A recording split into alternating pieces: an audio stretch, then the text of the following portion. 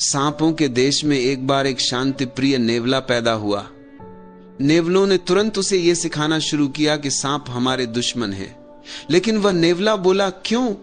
उन्होंने तो अब तक मेरा कोई नुकसान नहीं किया। पुराने नेवले कहने लगे, ना समझ, तेरा भला न बिगाड़ा हो, लेकिन वे सदियों से हमारे दुश्मन हैं। हमारा विरोध तो जातिगत है।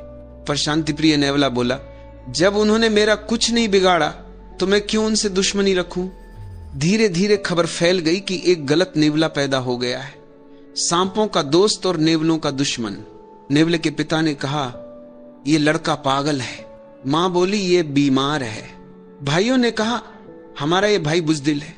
सबने उसे बहुत समझाया कि यह हमारा फर्ज है, हमारा राष्ट्रीय कर्तव्य है कि हम सांपों को मारें।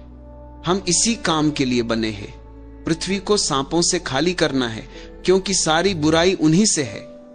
सांप ही शैतान है। लेकिन उस शांति प्रिय नेवले ने कहा, मुझे तो इनमें कोई फर्क नहीं दिखता। सांपों को भी देखता हूं तो मुझे उनमें कोई शैतान दिखाई नहीं देता। उनमें भी संत हैं और शैतान है, जैसे हम में भी संत और शैतान है। खबर फैल गई कि वह नेवला असल में सांप ही है, सांपों की तरह रेंगता है और उससे सावधान रहना चाहिए, क्योंकि शक्ल उसकी नेवले की है लेकिन आत्मा सांप की बताई गई। बड़े बूढ़े इकट्ठे हुए, पंचायत बुलाई गई और आखिरी बार कोशिश की गई उसे समझाने की। तू पागलपन मत कर, नेवला बोला, लेकिन सोचना समझना तो जरूरी है। भीड़ में से एक नेवला चिल्लाया, सोचना समझना गद्दारी है। दूसरा बोला, सोचना समझना दुश्मनों का काम है। जब वे उसे समझा नहीं पाए तो उन्होंने उस नेवले को फांसी दे दी।